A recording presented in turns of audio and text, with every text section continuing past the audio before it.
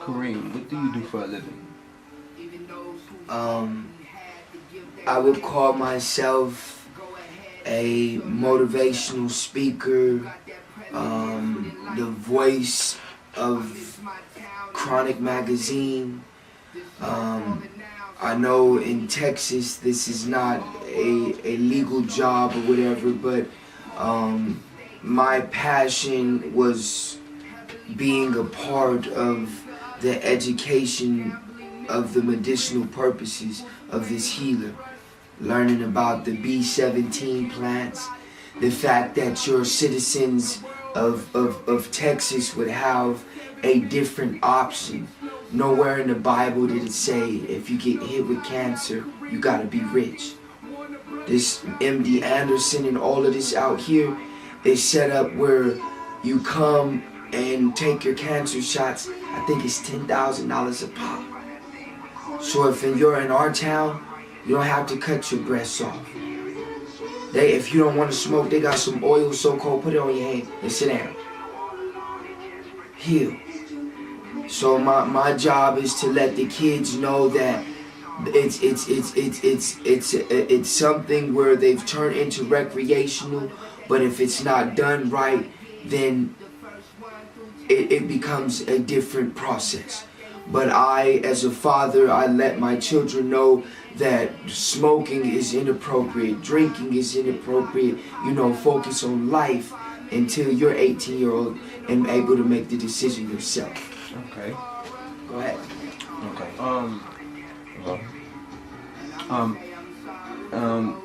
What is the petition that you're holding? Okay, this petition, sir, is a claim of malpractice, juvenile injustice, and rights being denied of a proper, safe environment inside the education setting. Okay. Can you explain acknowledgement, please? Okay, for example, in Colorado, my daughter was diagnosed by Aurora Mental Health Hospital, where they explained the diagnosis of attachment disorder with mixed disturbance and emotions, sexual abuse of a child, neglect of a child, sexual abuse of a child, focus on persecutor, post-traumatic stress disorder, and more. And this was dated on 12/05 of 2011. When we came here to Texas, it was October 6th was the day when I was denied the acknowledgement of this, and that was at my child's first day of school. They said they would not acknowledge this paperwork, but they would try to keep an eye on her.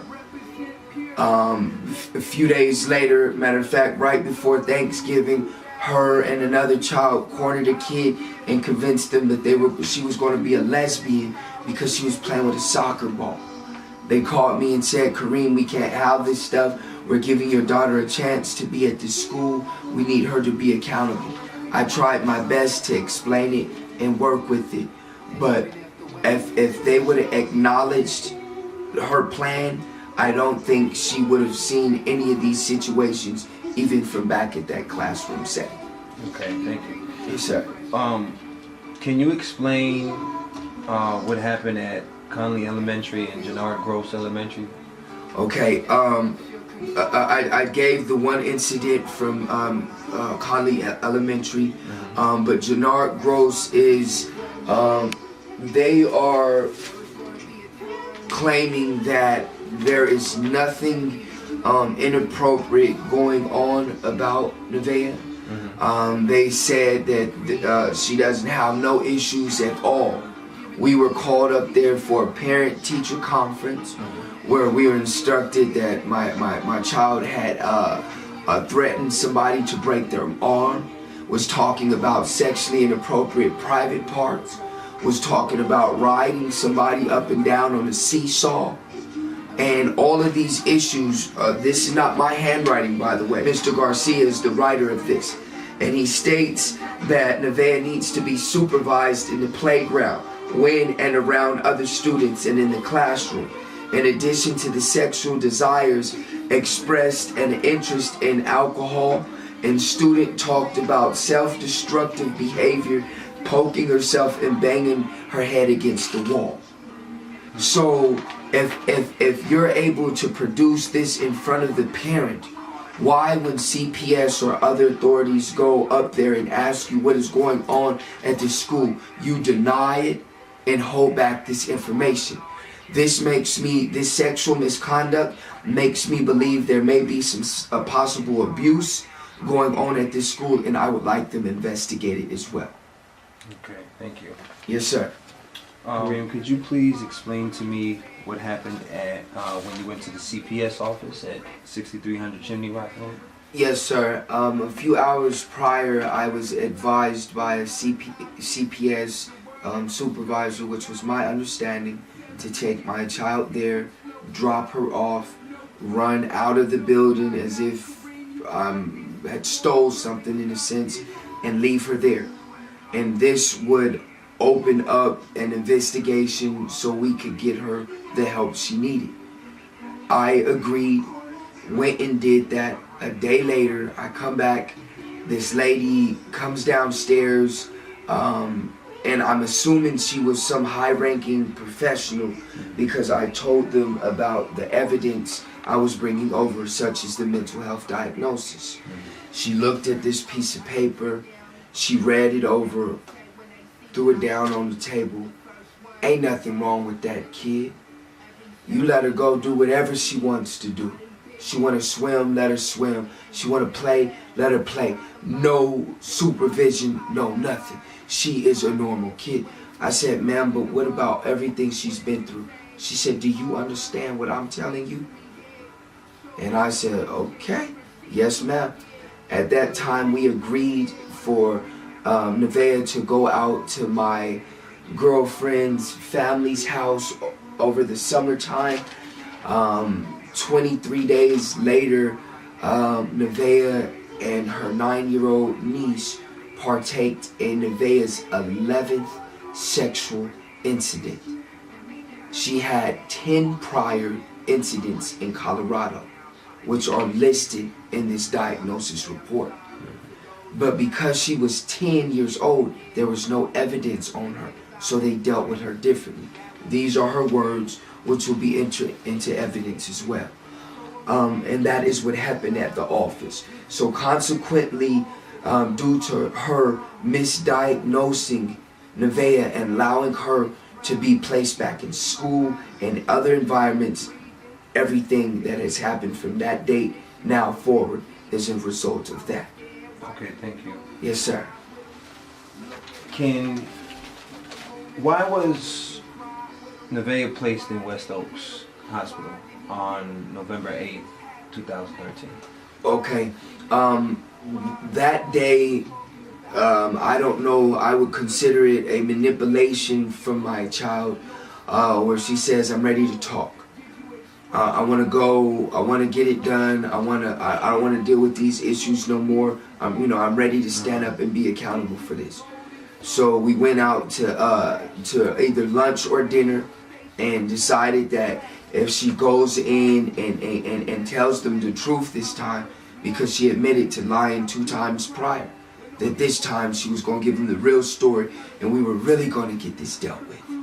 So I was convinced by her that this was the best thing for her to get her stabilized. So we placed her there inside of, like I say, West Oaks facility, where I was in communication with the staff there, trying to get her, calling every day, trying to get her into a facility. Maybe it'd be 10, 15, 20 days. Something that will focus on these sexual desires for a child. Again, subsequently, and you won't get no help in Texas unless the child is taken from your custody. So I told the lady, well, I really don't feel safe with Nevaeh coming back home. So can we please continue to look and she stay there? Well, she says on this last day she came They met with us at the house. She says, Kareem, excuse me, she says you have 3 options. Your first option, you could leave this child in the hospital. We're going to consider you a rapper dad, take your rights, see you in court. Number 2 option, you can go get your child and call Houston the same day, or if not the next day, and start getting your services. Or because she's now accused of the sex crime, you can go up to the county where this allegedly happened and proceed through a police report and get it documented with them. We won't flood services and we'll let them deal with it. I selected number 3. I went and got her, took her to the hospital.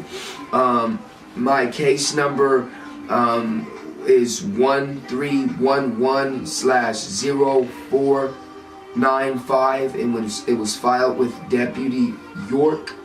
And that's what I thought I was doing the right thing.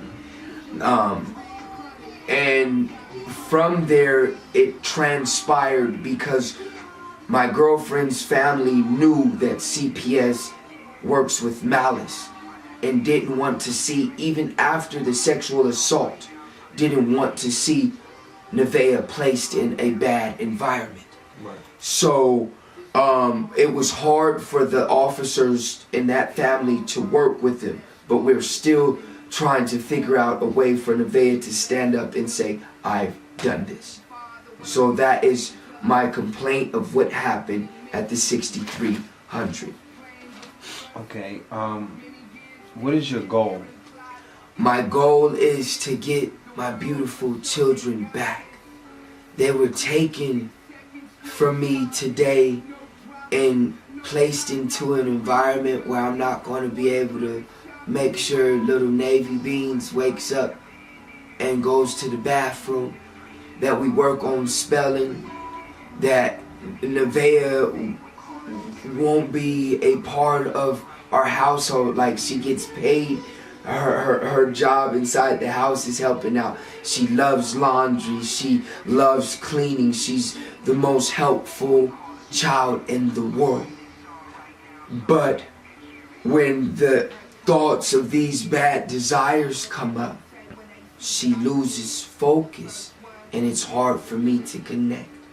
But no matter how hard it is to connect, I never wanted to say goodbye to my children. I never thought that by me asking the state of Texas for help, that I would be consequented by a moment away from my children. So my goal is to make sure my UA comes down. I informed the judge by me the last time I was in a legal state. I took some cannabinoid oil pills for my PTSD. They help me go to sleep, but they are administered every 3 to 4 months because it's that strong of a medicine. And if you take too much of it, you'll get sick. So I explained to the judge, yeah, my UA is going to have this. That's why it was so easy of a case on these people. They picked a moving target. They don't like marijuana. Everything that's happening to me, boom. So I say I want to get in compliance with them. I want to honor my employment. I want to maintain my housing project to make sure the kids have a safe environment to come home to. I'll do whatever the judge, Mr. Devlin, says to do. I want to be under direct advisement from my lawyer. But at this time, I thought this was the safest thing in the world to do, to get to you guys and give you the uncut story. And to my baby's mom, I'm going to show you some respect because I know a lot of people are going to be viewing this tape. What can be reversed is she can know it's not okay. She stated that Kareem could not produce anything stating he had custody of these children. On the 3rd page, it says I'm responsible for them until they turn 18 years old. Please, God, have mercy on her, have mercy on us, so we can have mercy on all these other children suffering from these same issues.